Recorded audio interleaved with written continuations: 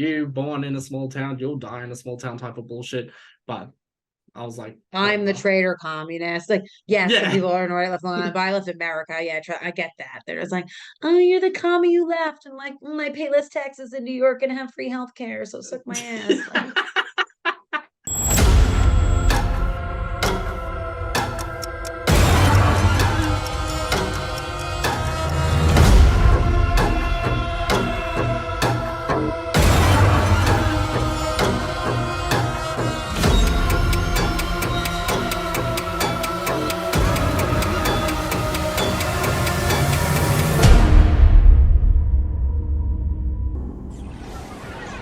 Hi, friends and fans. Welcome back to I Want to Believe. Each episode, a special guest and I will review viral paranormal videos and give our opinions on whether it's real or if it can be debunked. Today, my special guest co-host is American and Australian icon Shannon Marie, also known as Shannon Doherty. Yes, the proper charm sister, not that other 90210 girl. Welcome to the show, and how are you, Shannon? very good. How are you? Yeah, good, good. Now, funny story. So you and I actually met by chance at Central Station one night and found out very, very quickly that we were both huge fans of Drag Race. I mean, in particular, Jinx Monsoon, the double winner.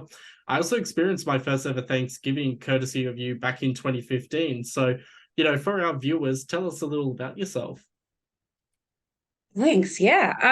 So funny, I've actually been here. March will be 10 years. So I met Nice. you in my period of the first couple of years of I don't know anybody in a new country. So I'm going to talk to random people. When I see something, we have a commonality. And so yeah, you were watching RuPaul's Drag Race on your phone. And I was like, that'll do. Went to go meet a new friend and here we still are. So yeah, really, really great. And yeah, so I've been here 10 years and I work in sustainability now and I help businesses walk the walk with what they like to say. And yeah, it's a great time. Nice, nice. Now, would you consider yourself a believer of the paranormal or more of a skeptic? I'm generally a full skeptic in a lot of things and love I went to school for actually did anthropology of religion, so love like cults and belief systems and things. Usually a skeptic, but that being said, I think we're going to talk about personal experiences. There's been one or two that makes you go, okay, maybe something's going on. So I'm open but skeptical. Nice, nice. It's interesting. You're actually the second guest on our show who's leaning more towards the skeptical side. One of my other guests from last week, so he's also my co-host on the Complete Guide to Horror podcast. I was completely shocked that he admitted he was a full skeptic. The only reason I say that is because I remember as kids we would often like joke around about ghosts and do like little ghost hunting things ourselves. So I expected him to be much more of a paranormal believer. And then, plot twist, my friend of 21 years was just like, no, I don't believe in it. I was like, what? But you're the person I thought was going to be the full paranormal, conspiracy theorist. And now you're the skeptic? What? But no, it's so true. I mean, not paranormal, some personal experiences, even with my own, sometimes I feel like, did that really happen? Am I just playing into my imagination too much? But even then, when there's been like accounts of witnesses being there or like shared experiences, then I think, what does this mean? I always try to apply my logical, critical thinking skills to it, but even then, I'm just still lost. So, what can you do? But Yeah. let's get into some ooky spooky videos. With this first one, this isn't actually a video, it's a still image, but this is something I've seen on like numerous Reddit posts, numerous Facebook pages and whatnot. It's, I guess, been classified as one of the creepiest images taken from a security like camera, like one of those home things, like what are they called again? The Ring doorbells or A whatever ring they are. camera. That's it. So I don't know. To me, this image, like, I know it's a real person. I don't think it's necessarily paranormal. I just think it's the creepiest thing I've ever seen. So I wanted to spotlight it this episode. But when I first saw this, I thought someone had edited one of those Weasley brothers from the Harry Potter movies. And I was like, oh yeah, that's Fred. Like, it's Fred or George or whatever stupid name that they have. But I don't know. I haven't really captured anything creepy like this on a door cam. I mean, on a previous episode, I spoke about how we actually caught this woman who was walking like this on our front lawn last year at my parents' house.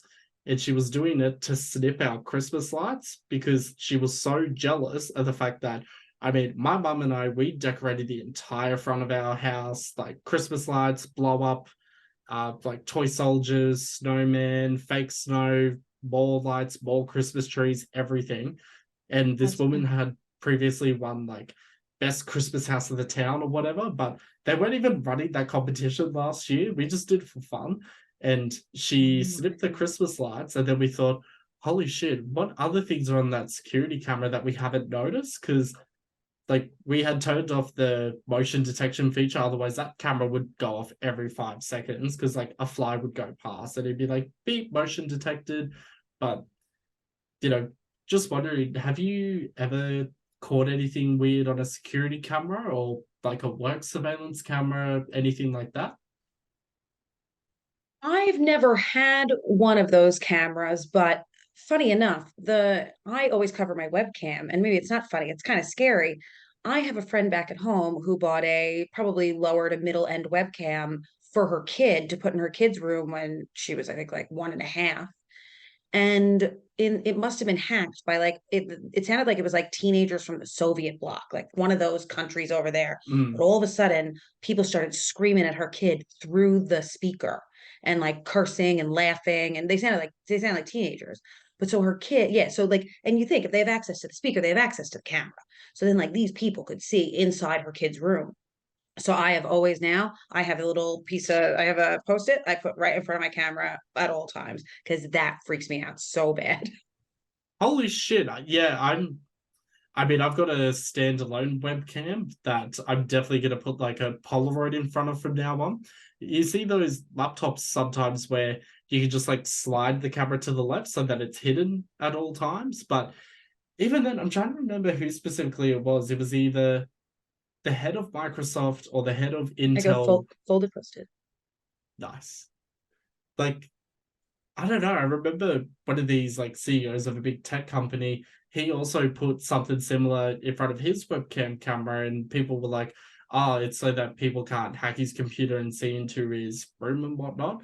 And I mean, this was back in like 2011, where that type of information wasn't necessarily publicly known. That yes, that type of hacking does exist, but honestly, fuck that. I mean, good luck to anyone trying to hack my webcam. It'll just be like my three posters of like Lana Del Rey, James Dean, and probably me just like playing video games or just going on my phone. So, welcome to the show, hackers. Yeah, that's really funny because actually me and my partner were talking the other day about how, you get on YouTube, right? And like you might pick something innocuous, but then it does this algorithm that brings you into, for me it was people who talk to angels, and for him it was QAnon and like the manosphere and like anti-women stuff. He said that you watch one video one time of like some guy that was shared to him, and then all of a sudden it was like all anti-women stuff and crazy. But what I Mm. said to him was, I must be the most innocent person because the only two ones I have to bat back is that Reddit seems to think I like the Great British Bake Off. Who knows? And now Facebook seems to think I like Twilight shit posting. I have never seen Twilight in my life. I've never searched a vampire. I don't know what I've done. Like some people get like QAnon. I get the Great British Bake Off and Twilight shit posting. Actually, So I think I wouldn't be surprised if you get Twilight shit posting because of me. I'm part of that group, and sometimes I'll share it to my real. Facebook profile. That might be it because you're my I couldn't figure it out. Like, what have I done that has made this come in multiple times into my feed? Oh, I shit you not. So it's interesting talking about the algorithm and everything because usually when I go onto YouTube, I either look up, like for instance, I've watched about 90 different paranormal videos in the past 3 weeks. Likewise, usually I just search like, I don't know, S Club 7 or Charlie XCX or old Vitamin female rap C or something. songs. Yeah, like very gay things. But then lately I'll go onto YouTube on my phone and it's Ben Shapiro, Turning Point USA. And I'm like, what the hell? I've never Oh, engaged with these videos before.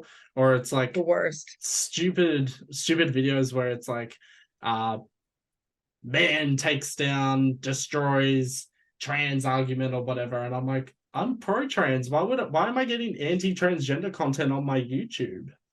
That's what Corey got. Corey got a thing that was like, man shoots down feminist, but it was Amber Rose. And he was like, what the hell is this person talking about? And he clicked it to see what this, and it was somebody who was, I don't know, debating with Amber Rose, and she must have looked stupid. I didn't watch it, but just that one video, because he was like, why are they calling her feminist? Like, this is obviously her. That was it. He started getting that Andrew Tate guy, and he started getting everything. And now all of a Oh, sudden he's getting like all the anti-women stuff. so with his I next hated, video, I'll tell you, I hated that first picture. I don't watch horror stuff. That thing, I'm going to think about that after this. I didn't like that at all. I'll just like edit it in post-production. Instead, it'll just be like my face being like. That's okay. That thing was from hunger. That was not. But so yeah, with this next video, this is based on Elisa Lam. So she was staying at the Cecil Hotel in Los Angeles. She went missing. There had been rumors that they found her body in the rooftop, but that was also referenced on season 1 of How to Get Away with Murder. But this one, it's the footage that they captured in the surveillance. So I'll just press play for you. So what you can see is that she enters the elevator. Seems like nothing's really wrong at first, but she's like, I don't know what she's doing with the buttons. I can't tell if she's calling for help or if she's like trying to call the phone system or break the elevator or whatnot. But in the subsequent footage, it looks like she's peering out looking for someone, like as if she's in some kind of danger. Now, the Mm. Cecil Hotel have never released any other security footage from any other angles. They've never been able to explain what had happened to Elisa, but it seems like she's in some kind of danger, some kind of threat. Looks like she's a little bit scared, especially with her body language. You know, she's got her arms together, her legs together. But this is the last recorded footage of this person.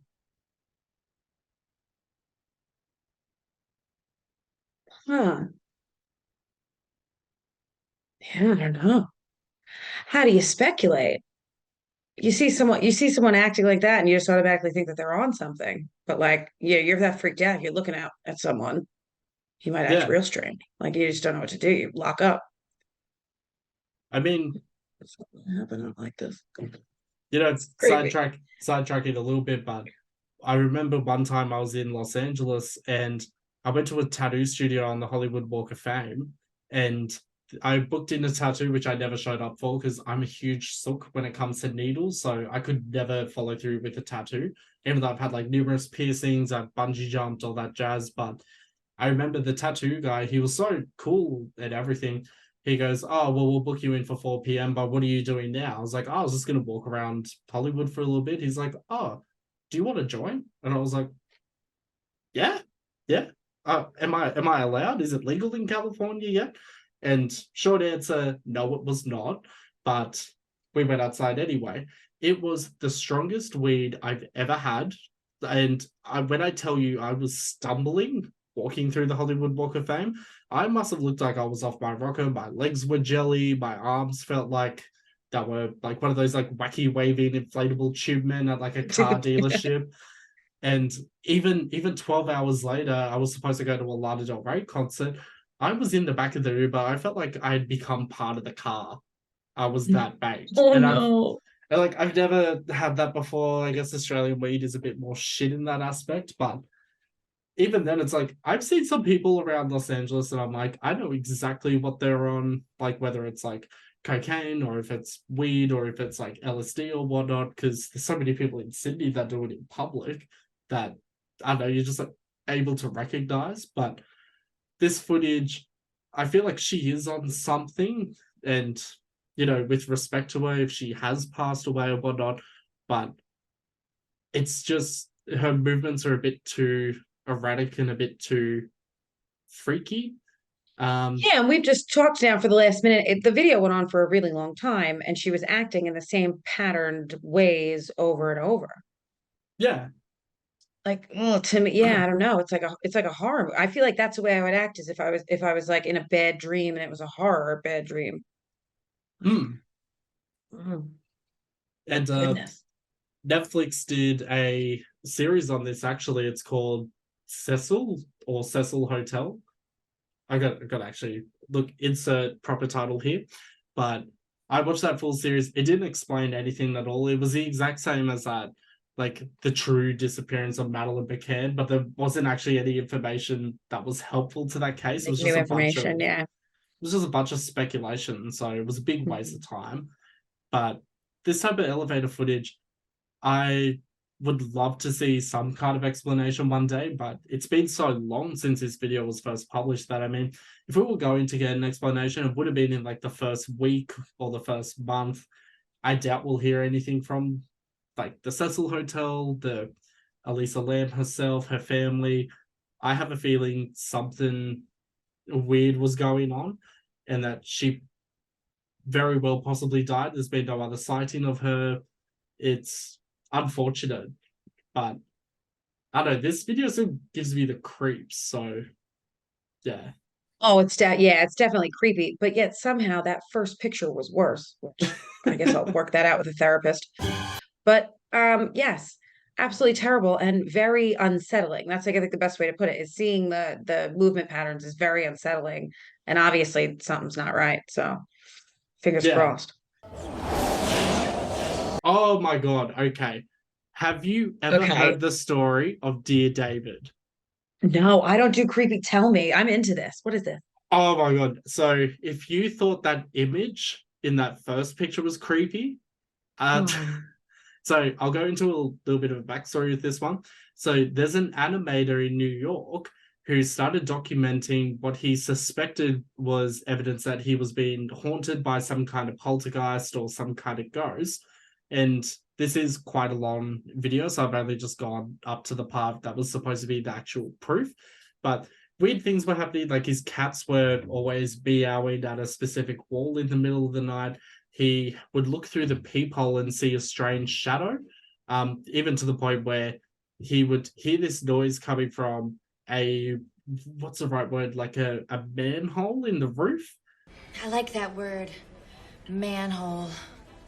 And when he got someone in to inspect the Manhole. all that he found was a single marble that it could have just been there from anywhere, but he suspected it belongs to this kid named David. And now this David figure is a ghost boy with a bit of a caved in head. And he initially documented this as a Twitter thread from years and years ago and would update it every so often. It then moved on to Reddit. He's also, I believe, he's acquired a deal to turn this into a film of some sort, but that deal was made like 3-4 years ago. There's been no other updates since then. I mean, yeah, COVID could have put that on hold, but I don't know, I feel like this was at its peak popularity years ago. Now, most people wouldn't have heard it, but it's the images that make this like freaky to me. But I'll just press play so you know what I'm actually talking about. mm-mm.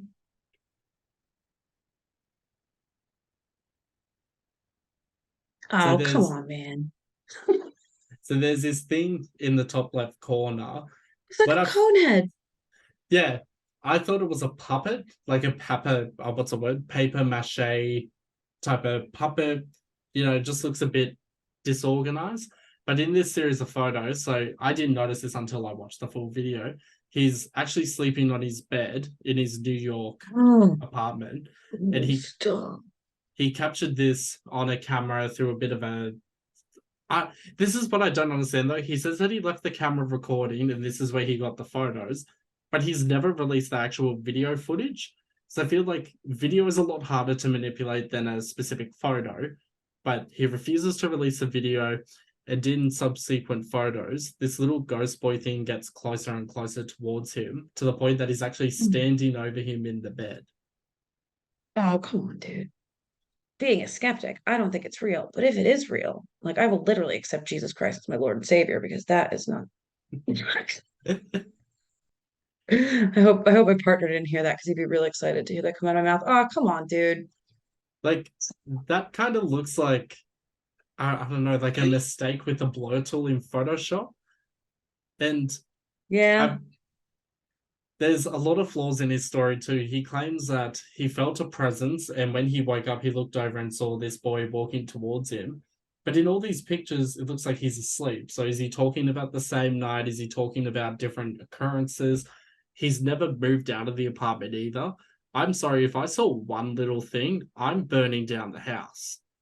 You know? Yeah, no, this is not, what is that, Buffy when Willow has the ghost roommate? This is not that. Like, it's not pouring him a cup of tea. Like, if it's standing over your bed. And exactly, he didn't leave. And like all the other pictures, you can't really tell, but this one's the one that looks like a super, really, it looks like almost like a superimposed illustration, like a 3D Yeah. illustration. Like, there's been Yeah, no. some other videos I've looked at in previous episodes where we've analyzed a video keyframe by keyframe or looked at a specific image, and you can tell that it's not necessarily able to be digitally replicated. Even if you use the same shape in a video editing software and added like blurs and motion and this type of thing, you just don't get the same results. Also, given that, unlike this one, some other videos from like 2006, I think one video we looked at was from 1997. And that was back in the days where camcorders were a huge thing. And it is so much harder to do a visual effects component for that type of thing, unless you're being employed by a Hollywood studio and you're getting paid, millions of dollars to do these kind of effects. But the average person would have no idea how to do that. Nor would the average person have accessibility to video editing programs or hardware to even do that. Yeah, to me, that looks like when you get a video game, but the booklet, when video games actually used to come with booklets, let's Yes. date ourselves, but it has the really nice illustrations of let's say Link, like an old like Zelda book. Like and the Zelda book will have like really beautiful drawings, but then that's what that looks like. Yeah. To me, at least. It's I really want to believe this is real, only because if this was real, it would make it so much more spooky for me. But I just look at some of this stuff and I'm like, that's fake. Yeah, and if it's real, that dude's haunted. Yeah. The first thing I'm going to is New Orleans and getting someone to sacrifice a rooster. Like, this is where we actually get into a first proper video of a allegedly recorded ghost. So this was recorded at a pub in London. Keep your eye on the beer that's within this red circle. It's a pretty short clip.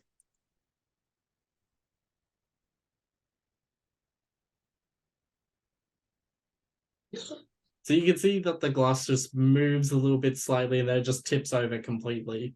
Now, my logical side tells me that it was already on a bit of a slant because it looks like it's on one of those mats and that it just seemed to keel over and just fall over on its own accord. But the owners of this pub came forward in a news interview stating that they've had similar occurrences happen, whether it's on the mat, if it's not on a mat, if it's like actually, if it has something else in front of it, it will push past it and knock and fall over. It seems to be just like a ghost that's playing a trick on it. Possibly, they did say, I forget the name of it, there used to be someone who visited this pub every single day. And then one day he didn't show up and they thought, oh my God, something's happened to this person because he would come in all the time. And then they found out after a couple of weeks that he had passed away. And they think it's his spirit, just like playing jokes with the bar staff. But or it could be a really chunky ice machine because that is just underneath the counter. Yeah.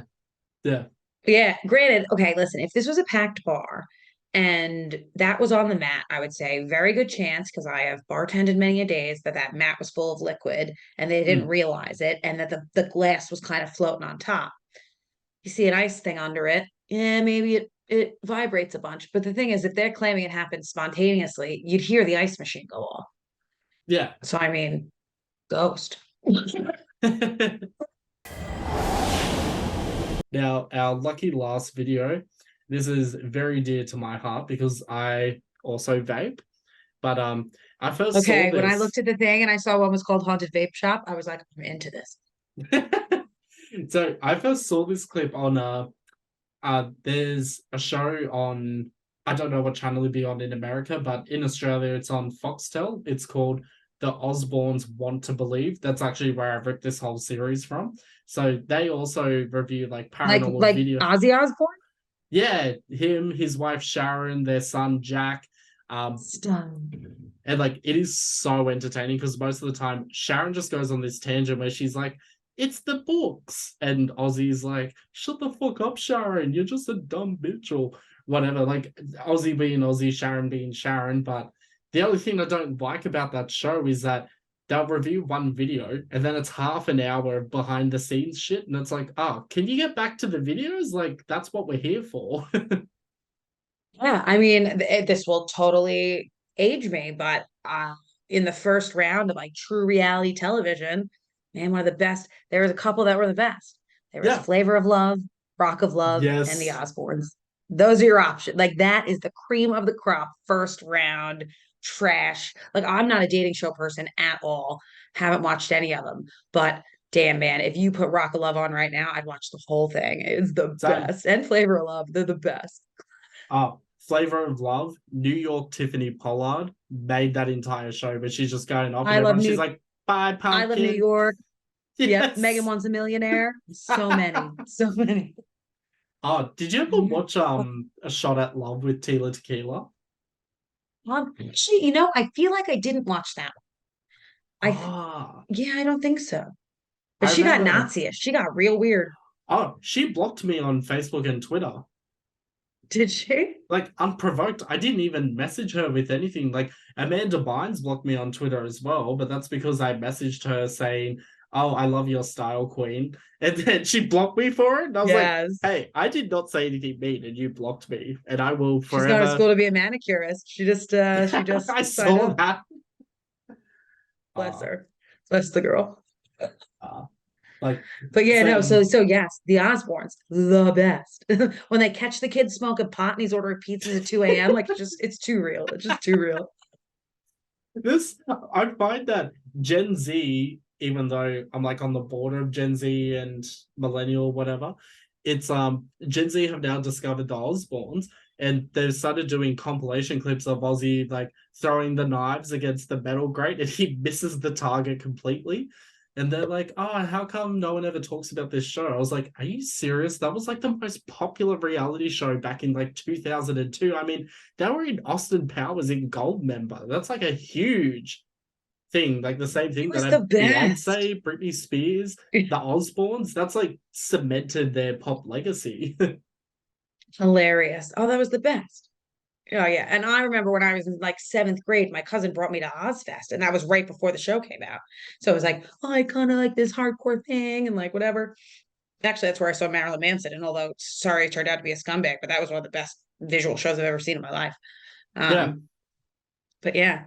But so when I saw, like I said on the run sheet, haunted vape shop, I was like, I'm down for this. All right, what are we getting? So there's actually been a few videos of haunted vape shops in particular.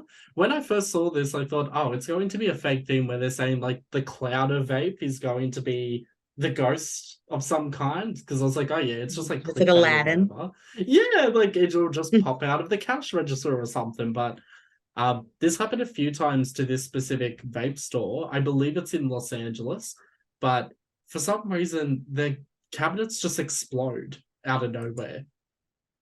So you can see that the shelf just smashes in out of nowhere.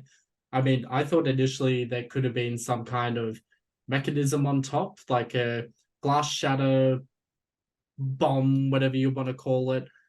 But this Yeah, nothing guy's, on that shelf moved. Nothing. yeah, It's the videos I have a hard time with. I can sit here and analyze a picture all day and say it looks like X, but then you put a video in front of me and I'm like, oh, I don't know, it looks like freaking ghost. mm. And like, I couldn't actually find the original other video because I was hoping to do this as a bit of a two-parter.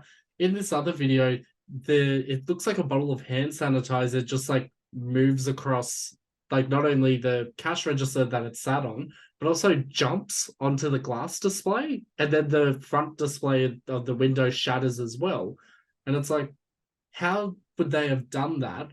Because it's not like as if this bottle of hand sanitizer just like it doesn't look like it's on a string or a puppet because you Yeah, can that's what you tell. pull it with a string or something. And like it really got to me because I was like, oh, that looks like someone's genuinely holding it. Could they have done some kind of green screen effect? Yes, but doing green screen is so complicated than most people realize, because you have to factor in like if they held it, they would have had to still like green screen the part where the green would shine through the clear bottle, which is a lot of money. Like, I mean, Yeah.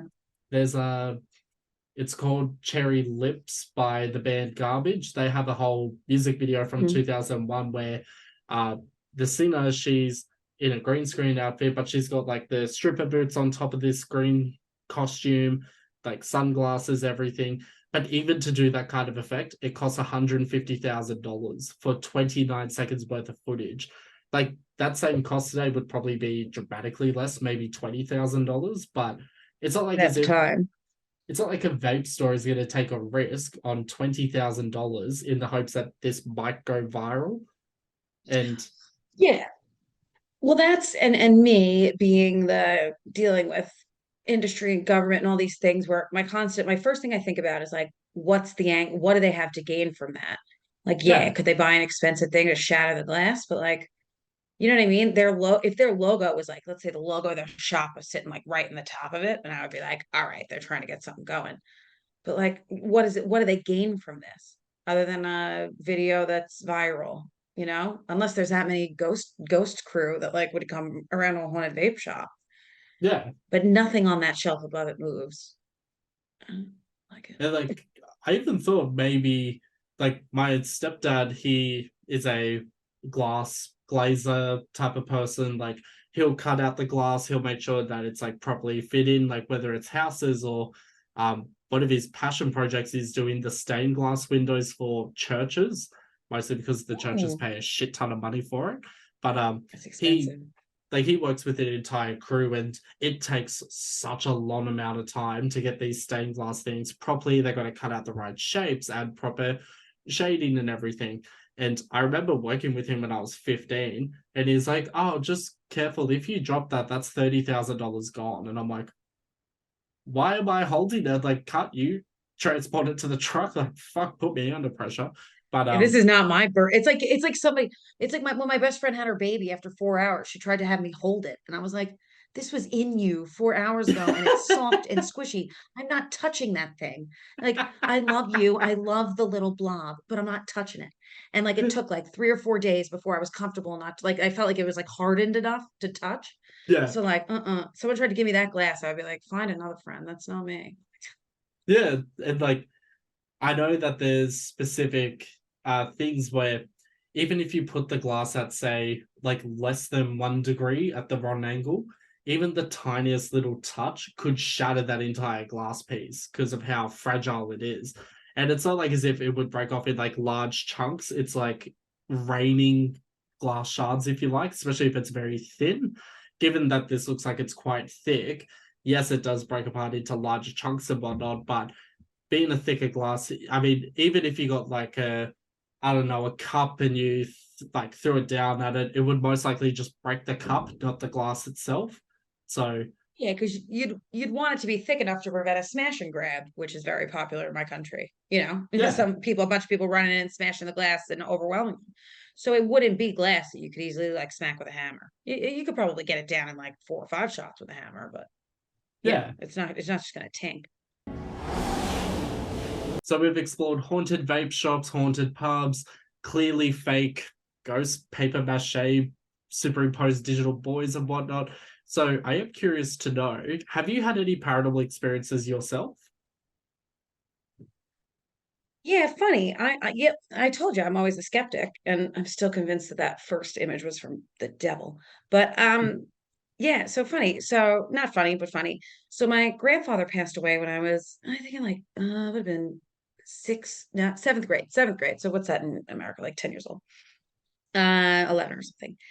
And so my grandfather was hit by a car and he passed away. And we went to the funeral. And at the funeral, and it's in a big Catholic church in Long Island, as you would, and super Irish. And all of a sudden, the priest started talking about baptism and about Jesus's baptism and how it translates to the blood and yada yada, Catholic, Catholic. And all of a sudden, out of nowhere, a stream of water came down from the top of the church and flew down and hit right where my grandfather's middle of his head would have been on the coffin. So just like a stream, and as he's talking to the baptism, just like a stream comes down. And everyone's kind of looking around and everyone's kind of laughing because like his brother who had passed away was like a big joker and they were like the two jokers of the family. So everyone's like, ugh. And like looking at my grandma who's devastated and she just burst out laughing. She was like, I don't know if it's him or Jack, but someone's here right now. Has to be. And like, broke up the tension. But this stream came down until he kind of moved on to the next topic and then it stopped. And everyone's like, well, that's creepy as hell. And then after they wheeled his coffin out, my father at the time managed a carpet cleaning business. So spent years cleaning carpets, dealt with damaged carpets. That's all he did. And he looked at that thing and he goes, I swear, I bet on my life, there has never been water that has hit this spot in that carpet ever. He goes, there is zero damage on this carpet. I don't know what the just happened. But yeah, perfect stream hitting in the middle of his head on the coffin. And then when they changed topics, it was gone.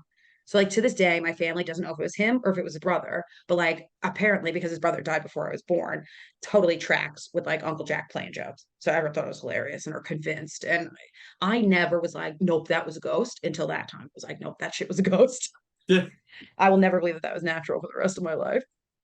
Yeah, I'm even trying to think like did someone bring up a pulley system or something or like pipes or something, but even then to get like a perfectly straight or even if it was like slightly off center or whatnot, that would be impossible and there's no way to have measured where the coffin would have been at that exact point in time. It's not like as if there would have been, a rehearsal for where they would have moved You're like the a mark, coffin like to an and X whatnot. mark.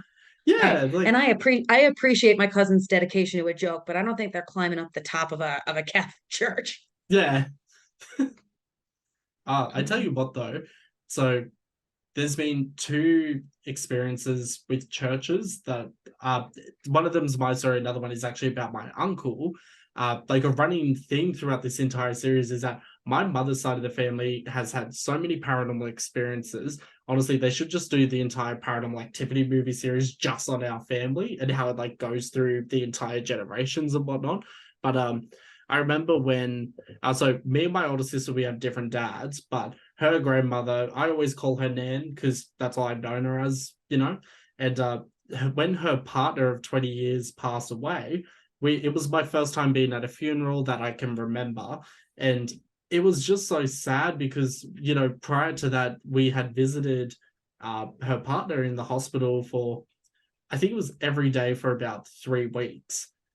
Some days we weren't allowed in because he was getting operated on and whatnot, but we were there in support. So, Ben was always like my second or third grandfather. I feel like I have like 3,000 dads at this point.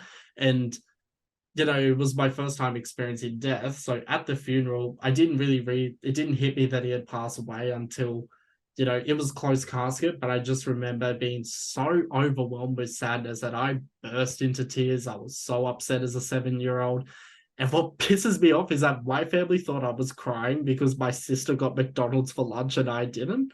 But I was genuinely sad because it was my first time experiencing death. And so 7 years old or funeral, they're like, this must be about the nuggets. yeah, like, and to this day, they're still like I think they believe me now, but God, it took forever. I'm like, I wasn't sad about McDonald's. I was sad because it was the funeral music. It was everyone crying. It was seeing my Nan so upset and going to my mum, hugging her and being like, what am I going to do now that he's gone? And that was the first time I saw my Nan visibly upset. And it just made me really sad. And I remember that night, so probably too much information, but me, my older sister, and my mum, we all used to share the same bed because I had a terrible fear of the dark. I still do somewhat, but it's not as bad compared to when I was like 7 years old. And I remember I had this dream that I was laying in the same bed and I looked over and there was Ben, my Nan's partner. And it sounds strange to explain, but it looked like he had turned into a bird of some kind because like he had his head, but the rest of his body was like a tiny little bird. And he goes, don't worry, everything's fine. I'm free now. You can wake up now. I woke up straight away and I was not terrified. I was just shocked. And I saw a bird fly out of our window. And I was like, who opened that window? Like, this is when we used to live in Orange, where in wintertime, it'd be like -6 degrees. So you best No believe windows we open, kept yeah. all windows shut, heater on, everything, thick blankets. And I didn't really think too much about that one. My uncle, on the other hand, so he would never talk about this experience. The only reason why I know about this is because both my mum and my nan have talked about it a few times. So my mother's side of the family are quite Mormon, like Latter-day Saints religion. You're a Yeah. Mormon. Oh, I'm definitely not, even though I was baptized, Yeah. but say that for another story. But Recovering Mormon. like my mum used to be full Mormon until about 4 or 5 years ago when I don't know what happened. I think she just like I don't know, maybe it's like she just chose not to believe in it anymore or whatnot. But part of Mormon culture is you go to the temples. So there's a temple in Carlingford in Sydney. There's I other used to live temples. 3 houses away from it. No way. Yeah. Damn, small world.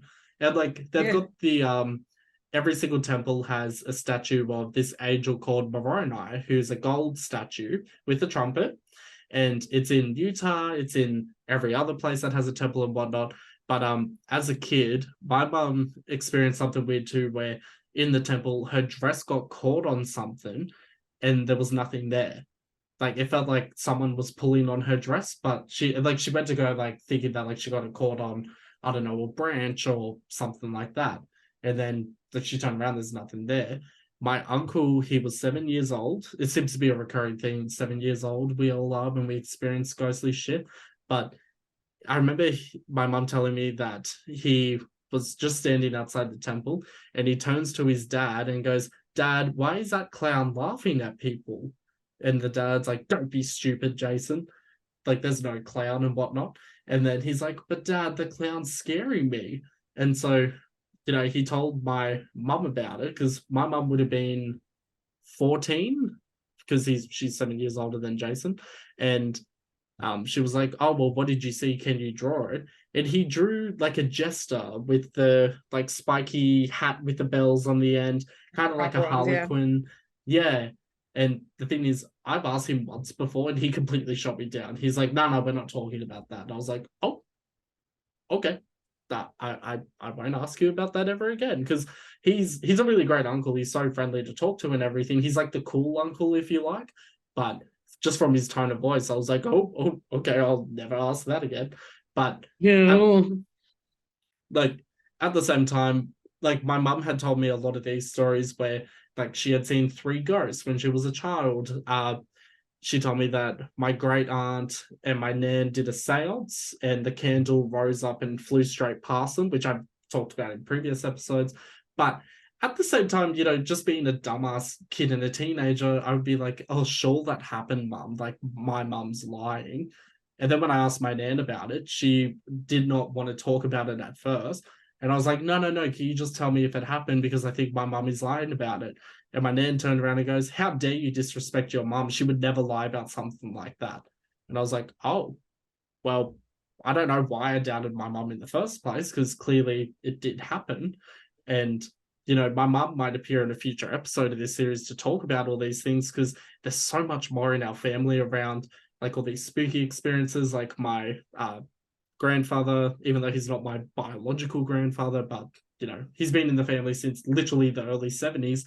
He has had like out of body experiences. He's also seen ghosts. My nan would often hear the voices of her deceased partner because he was killed by walking into oncoming traffic because he was drunk. And she would hear his voice around the house saying, "I'm sorry, can you please forgive me?" So my nan went to the Mormon church and said, "What do I do? I feel like he's like haunting me in some kind." And, the Mormon church doesn't necessarily believe in things like exorcisms or anything like that. So Yeah, no. like the church said to her, "Next time you hear that voice, say, 'I forgive you.'" So a few weeks went by and then she heard the voice and she said, "George, I forgive you." And then she'd never heard from him again. It had been like 47 years since she last heard the voice, but she still remembers everything clear as day. And she's in her 70s now. So it's like, well, if that was going to be a fake story, she's not going to carry it on till her 70s, Like, but Yeah, and I guess the other times where I've like heard stories is usually like people with psychics. So yeah. like for instance, my mom took my grandma to a psychic once, And like my mom, she kind of flirts in kind of the area where she's skeptic, but she believes, and there's things she believes in. And she goes, Shannon, I swear to God, she goes, we didn't talk about your grandmother's cats at all. Like, cause in the lobby, they'll listen to people maybe and take some recordings and stuff. And my mom was conscious of that. So they didn't really talk about anything before they got in. Oh, excuse me. And right, like they walked in, my mom and my grandma together, and they sat down at the desk of the psychic. And the psychic looked at my grandma without even saying hello and said, you have 7 cats. Why are you sad? And the reason she was sad was because her 8th cat died 2 days ago. Wow. Yeah. And they had not discussed it in the lobby waiting at all. And my mom was like, that's real. I don't fuck with Yeah. she'll go to a real psychic, and they went to her again. They're like, that's like, she's got it. That's the one. I've That's had probably like, I don't ghosts I have a hard time with, but like someone who can kind of tap into that kind of middle ground of the realm, I kind of almost like it's easier for me to believe that. Yeah, yeah. I've had some very mixed results with like psychics and uh never really had my card reading done before. Like the previous guest for last week, he is a card reader as well, and he was telling me that even when he's done some card readings, he can like just sense some like negative energy from specific people, but to the point where it affects his physical health. And it's like, oh wow, I didn't realize that was an aspect of this. I thought it was, I'll read your cards, I don't get affected by it, but they get affected by certain energies and whatnot. He also spoke about his experience going to the haunted tunnels in the Gold Coast, which I had no idea such a thing existed. Otherwise, you best believe I would have been there with like a camcorder trying to find something. But he advised me, no, do not go there. That place is fucked. But I went to a psychic when I was in Los Angeles for the first time, and she proceeds to tell me that I'm the reincarnation of James Dean, which A, huge compliment, Nice. but B, I'm like, Nice. as if I'm a reincarnation of James Dean. Like, yeah, he was probably bisexual back in the 50s when you couldn't talk about it, but I don't have his talent or charisma, but I will tell everyone that story so that, if his estate is watching this, please hire me for a remake of the movie. But then I remember going to this other psychic a couple of years ago because I was going through a lot of health issues. Like I had gained like a shit ton of weight over a short amount of time. And this was before COVID too, but I just tell people it was because of COVID because, I'm just like, yeah, that happened. But I was Bedtime. I was like a heavy cigarette smoker too, like constant chain smoking. I mean, we've been friends on Facebook for years, and I mean, I used to upload a new smoking photo every day at one point. No, but you've saved so much money. I've seen your stuff online. You saved Yeah, so much money. but like that all That's why I happened. quit 5 years ago. I was like, I'm not paying $40 a pack for anything. What are you talking about? Yeah, like That should I that should better make me see things if I'm paying $40 back. like and like I had done things like hypnosis, patches, gums, sprays, all that shit that never worked, but I was at such a loss for what I should do. So I went to a psychic friend who I went to high school with, and she didn't even have me on Facebook. She's not one of those people that have social media. And I was like, look, I just need some guidance in my life. I don't know if I necessarily believe in psychics, but look, at this point, I'm just willing to pay you to tell me Yeah, what to do screw it. so that I listen to it. And we sat down, and I thought she was going to do a card reading because that's usually what she does for other people. But she goes, oh, I just want to hold your hands for a minute. I'm like, that's okay. And she held my hands and she goes, you already know the answers. I was like, no, I don't. That's why I'm here. And You she think I'm goes, paying you, Giselda? Like, yeah, like help me out, bitch. No, but then she goes, all right, did you do hypnosis twice in 2016? And I thought, yes. And I thought, hold on, she probably knew that. Maybe she did some research on Facebook about it. But I had deleted a lot of posts before then, like any references to hypnosis, any references to things where if I didn't successfully quit smoking, I would just delete any single mention about it because I didn't want to be embarrassed by that through like of Facebook course, yeah. memories. Oh, of course, yeah, 100%. So I was like, how did she know about that? And then she goes, okay, the reason why I say you know you have all the answers is because you've tried Champix twice. I'm telling you now, Justin, if you do it again, you will be successful this time. And I was like, why the hell would I try Champix again? That was the medication where I had such vivid dreams the first 2 times I tried it that I literally thought I was going insane at one point because I'd wake up for work and not be sure if I was still dreaming or if this was reality. So I was That is bad. the reason I have never taken Chantix, because that happened to my mom. So Yeah. I've never, yeah, my mom, she said, well, me and her both suffer from chronic nightmares, which I think is genetic because I never knew Mm. that she had them until like 15 years after dealing with them, when I was like, oh shit, we have the same like chronic nightmare problem. Super weird. When I'm not stressed, it doesn't happen. So like, it's been cruisy recently, but Chantix gave her horrible nightmares. And I was just like, nope, me and her have that same genetic. I don't know what it is, but I'm not trying that. So you Yeah. tried it again, you were good to go.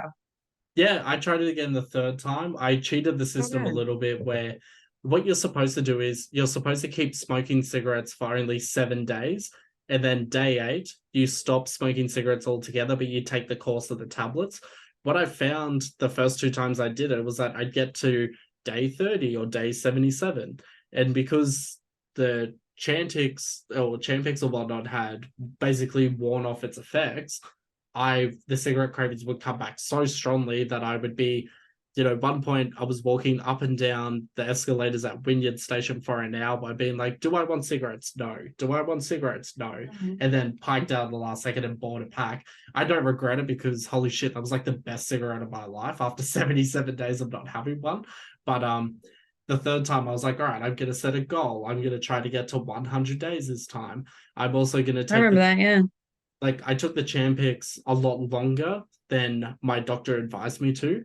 And there were some long-lasting effects from that as well that, plagued me for years where the first couple of months I had the most vivid, not necessarily nightmares, just dreams where it was like because like the human mind usually has up to 10 separate dreams per night, but we only remember 1 or 2 at most. I would remember all 10 dreams. One point I counted 100 dreams in a row and I wrote everything down in a journal. But the weirdest thing was Oh, each dream sequence was like anywhere between 10 seconds to 30 minutes. And I remember there was this one time where I was dreaming and for some reason, there were like bowls and bowls of ashtrays and it was all liquefied, like liquefied ash and cigarettes. And I was picking the cigarette bowls up and drinking it. And that completely turned me off cigarettes forever. that would end me. That would end me. Ah, I accidentally drank a cigarette. Well, a friend of mine accidentally put their cigarette in my beer when I was in high school, and oh, that, threw up. I threw up like so bad. But this is the added part of why the story is worse. Is that so I am throwing up over this balcony at probably about 17 years old because I had accidentally drank a cigarette. And I was wearing a similar color sweater to my friend's girlfriend. So he, entirely accidentally, they've joked about it in the future, came up behind me and was like, hey, babe, and put his boner against me as I was throwing up over a balcony. And like, I turned around and he saw me and saw I wasn't Diana. And he screamed and I screamed and everybody screamed. And then I started throwing up again. But oh not no. a kid my whole life. It's still a dream. I'll never forget it. It's like, hey, baby. God. That I was the time I accidentally drank a cigarette. it's just yeah, I've done the same thing. Like I've accidentally like drank what I thought was like a bottle of Coca-Cola, but didn't realize like my mum or my older sister had put out their cigarette in it and just never threw the bottle out. So I'll go to take a swig. Talk about it, Jamel. It's such a gag. Uh it's the most disgusting thing on the planet. And then Long gag. like those weird dreams and whatnot, they eventually wore off after about 2 months, but it was never a nightmare situation. But again, it'd be weird things like I would have 10 dreams in a row that would be half an hour each. So I'd wake up thinking, wow, I've just slept for 12 hours, check my phone, 4 minutes had gone by in the real world. And I'm like, how is that possible? I had an entire 12-hour experience in 4 minutes. Are you kidding me? And then Yeah, that's weird. That's weird Marvel, like different universe shit. yeah, like it feels like an episode of Riverdale at this point. But then my older sister, she has been smoking since she was like 14. She's now 35. And just before she turned 35, she called me up one day. She's like, I feel really shit. I really want to give up smoking, Justin, but I just do not know how. I've tried everything. I gave up cigarettes for a year at one point. I gave up cigarettes for 2 years at another point. I feel like it's taking control. What did you do? And I was like, "Go, you know what I did? I took Champix. Is that something you want to do? Because it might interfere with your other medication and whatnot." So she had to go through quite a strict vetting process to make sure that she was actually able to take this in line with her other medication. She doesn't necessarily get vivid dreams. She's never spoken about it. But even if she goes like 2 minutes out of the time frame, she gets really, really sick. And I had that too the first time I was on these course tablets, but I also cheated the system where, and I think when I got to day 70, I was cutting the tablets in half and only taking half a tablet per day instead of a full one, purely so that I could make it last longer and wean myself off the Champix effect so that I wouldn't have such strong cigarette cravings and whatnot. And I mean, it's worked for me. I'm now 2.5 years without a cigarette, which I would never thought I would ever reach in my So good. lifetime. So good. Cigarettes were like my identity. Like, honestly, bloody Holiday Kings and all the other brands like Marlboro should sponsor me for all the times I advertise their cigarettes for them. But, it's just something where I look back and I think, I don't think I would have done that if it wasn't for my interaction with my psychic friend. So, I've had some weird experiences. I've had some good experiences. I also had this one psychic tell me and my ex at the time when we were dating that we would end up married together.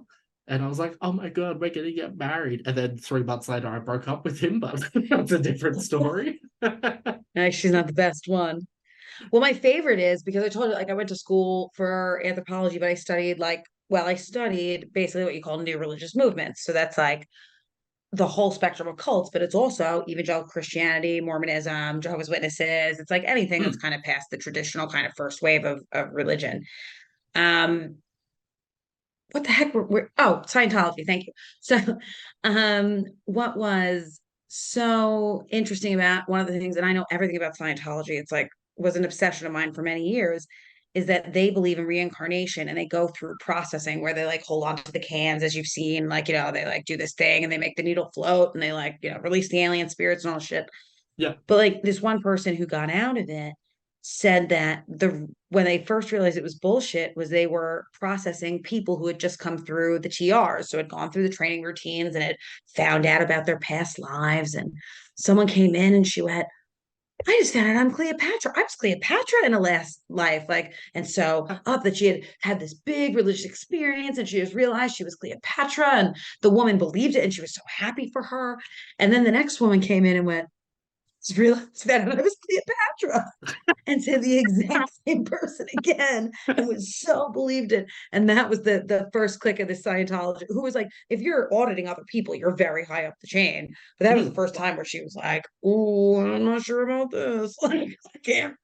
Like, and yeah, started to deconstruct the whole Scientology thing. Yeah.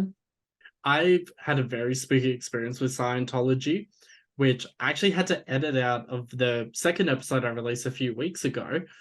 But me and my friend Natalie... Yeah, not worth it. Don't talk about it. Oh, it was like, it's not paranormal, it's just creepy with what happened. Natalie and I were walking around Sydney and we walked past the old Church of Scientology building, which used to be in Pitt Street. And we walked past it and we're like, oh my God, let's go be Scientologists for the day. Let's go do a tour. And we're making fun of it. And this couple walked past and we just thought they were a regular couple. But the woman turned around, she was like... And so I was like, oh, maybe they're Scientologists and we just offended them and just didn't know. And we ignored it. We went and did other stuff through the day. Like, I think we went to a bookshop in Luna Park and all this other shit. And then as we're walking back to Central Station, we walked past the reopened Church of Scientology, which was for some reason also down the road. And we thought, should we go in? Oh my God, let's go in. We're such rebels, 21 and going to a Scientologist center. And we went in and you go up an elevator to level 2. And as we get into the elevator, who else comes into the elevator but the couple from 6 hours before who walked past us making fun of Scientology? As soon as they walked in, we looked at each other and we're like, we need to go. Like, we need to get out of this elevator. Right now. Yeah. It was too late. The door's already shut. So it opened up at level 2. And we walked out, and they have all these books on Dianetics and other books that L. Ron Hubbard had authored, published, etc. And the couple just walked straight past us, went to a room down the right, and Natalie turns to me and she goes, "Bro, we need to go." I was like, "Yeah, let's go." So we're like waiting for the elevator, and the woman walks back and she goes, "Oh, great to see you here." And we're like, "Oh, sorry, we got lost." And she's like, "No, you didn't. You really didn't. Hey." And we're just like fucking like waiting for this elevator to open. And then we got in the elevator, we're like, "We're so sorry, thank you for your time." And we're just like pressing, waiting for it to go down. It was like the world's slowest elevator at that stage. But no, never again. Like they've always got the Scientology people on the like Hollywood Walk of Fame who try to get you to do that personality test and whatnot.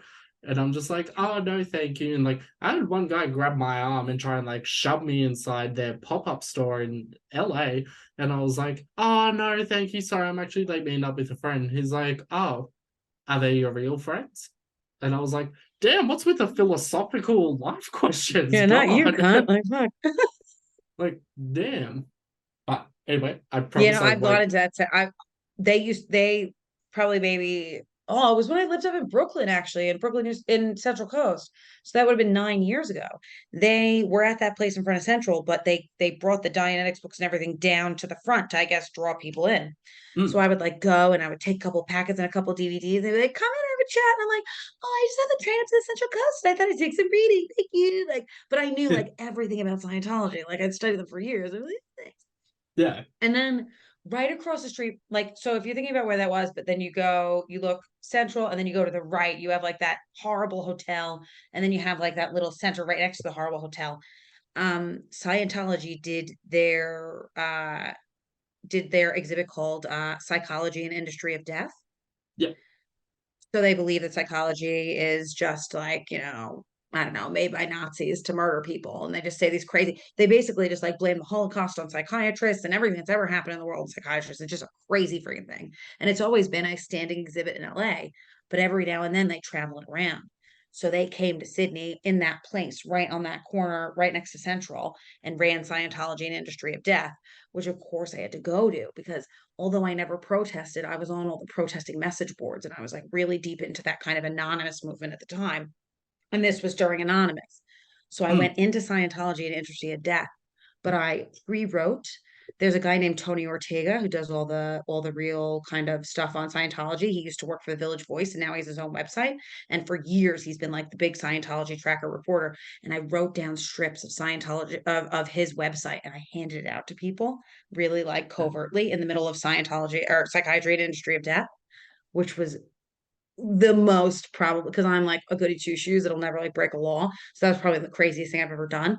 And like I remember I was in there and people were like, my uncle died because he had mental health problems and like this is fucking problematic. Like, like people were drawn into it and they were getting like upset about the stuff mm. that was in there. And I was just like, "No, this website, guys, Scientology sucks." Because people didn't realize it was Scientology either. When I said, like, "Do you realize it's a Scientology exhibit?" They were like, "No, get fucked." I'm like, "This is Scientology. Like, you're in Scientology, right?" Yeah. But yes, that was the God. one rebel thing I ever did was go hand out the opposition websites in psychiatry and industry of death. God. I maybe I should do an entirely new video series to add to like my 7,000 other video series, just like examining Scientology. There's this huge conspiracy theory which Leah Remini from The King of Queens, that TV sitcom from like the early 2000s. I She know was a everything about Later. Yeah, about her yeah, leaving and everything. Yeah, I know everything about Scientology. It's pretty sick. yeah, like the whole Shelley Miss Cabbage. Miscavige. Miss Oh, Cabbage. It's the that it's scares the me. CEO's wife. Yeah. Ah, And they were all up in Hemet. They were all in Hemet, friggin' in literally locked in trailers in the middle of Hemet, California, in the middle of nowhere. All the highest executives of Scientology for years, that's living in a scary. trailer, all in the same trailer together as people came in, threw them scraps, and made them do auditing to like talk about what crimes they had committed against the religion. Like, bruh, delve into it, man. It's nuts. I would say do not do a thing on Scientology only because they really harass people. Mm, But cults in general, you could probably touch on it. Remember where you came for Thanksgiving with me? yeah. So there is the Scientology Sea Org, which is like their clerical kind of organization. I don't know if you know all that whole thing. So like there's a Sea Org, and they're the clerical people, but they work like 20 hours a day and get like $4 a week. Like it's like absolutely insane. But so the Sea Org, what they call a bedding organization, like or birthing, excuse me, where they all sleep and live, is where you came for me to Thanksgiving, right across whatever that main road is across Dundas Valley. I'm forgetting right now. Right Oh, across yes. Yeah. was the Sea Org birthing area for Sydney. So I did not realize this until there was always this woman when I got on the bus to go to work. She would get on the bus and we'd go to Parramatta. And as soon as she got off Parramatta, she always had a wheelie bin with like a luggage thing that looked like it was pre-packed. And she would run. It was like she was always catching the train that was like about to take off every single day. It was the weirdest thing to watch. She would just be running, she'd be crazy. And even though I knew so much about Scientology, it just didn't occur to me because I didn't know it was there. And one day I finally am close enough to her to look down at it and go, what is this wheelie bin? Like, what is this? And it had the address for the Scientology Celebrity Center in Hollywood on it, which I know because I'm a crazy freak that loves Scientology. I went, holy shit. When people in the Sea Org get in trouble, they get put into this special detail, which is like torture. But part of it is they have to run everywhere. That's part of the punishment. So, like, if they're going to the toilet, if they're cleaning a room, they have to run at breakneck speed. It, I don't know, creates urgency in the body or whatever Scientology says. So, this was a woman on the prison detail at the Sea Org, and she was tasked with sending their data to the Scientology Center in Hollywood all the time. Because every single week, every single Sea Org center needs to send a pattern of data to them on a Thursday, I think it is. It's like the entire world has to send that info to Hollywood. So she was a prison org person running the package to wherever she was going. I couldn't Holy believe it. shit. This is the Yeah. first I've heard of that because I've only done like little digging into Scientology. I knew about Sea Org. I knew about that there were punishments and torture and whatnot for those who spoke out against Scientology, or even if they just like refused to go up to the next operating thetan level, I think is the term There's for it. the OT levels. Yeah. So the prison thing I'm talking about, yeah, is about it's the Sea Org is I'm trying to think. There's absolutely a name for it, but it's just escaping me at the moment because it's been a while. But yes, if you're in, yeah, there's operating thetan levels. So there's all the levels to clear, and clear is like when you're supposed to get like, Hmm. clarity. But then after that, there's OT1 through to OT8, and OT4 is that one where you go into the room with the suitcase handcuffed to your hand, and that's when you find out that we're all made up of alien souls, because it's Yeah. like up until that point, and that's why so many Scientologists pour in like decades of it and don't know about that Xenu part of it, because they believe if you get if you get that information too early, you can literally drop dead from it. So Holy like when shit. when the South Park thing came out about Xenu, it was like the worst thing, because not only does that make people go, what the fuck am I spending money for with this thing? But Yeah. also it was like true blue Scientologists thought that South Park episode was going to kill people, like physically kill people. Holy shit. I didn't know that. Oh, you ever want to do cults, my friend? You have a co-host. Oh, done. Next video series coming out February 2024 when I'm done with everything else. I'll be here. We can do cults all day, every day. uh, I, I'm still in shock. I had no idea. I thought I knew some things, but I don't think I've even scratched the surface of Scientology or anything I thought I knew before. Years. I studied it for years, and I started studying it because when I came here in 2008 on my foreign exchange, which was the first time I was here, was when the anonymous protests happened. So they all ran through Sydney in the Guy Fawkes masks and like doing the whole Yeah, thing anti-Scientology. But at the time, I was doing religious studies at Sydney University. So although I was on the message boards and had the parade route, which was secret and knew everything, I couldn't be involved because God forbid Scientology got my face. And even if I was studying something that wasn't them, I'm labeled a religious bigot or like some sort of whatever. It at the time when I thought I was going to study religion as a career, I could have screwed it. So instead of doing the protests, I got in the secret message boards, found out the route, and then sat at coffee shops all down the route and watched all the people in the Guy Fawkes masks losing their mind, and all the Scientologists videotaping. And ever since that happened, I was obsessed.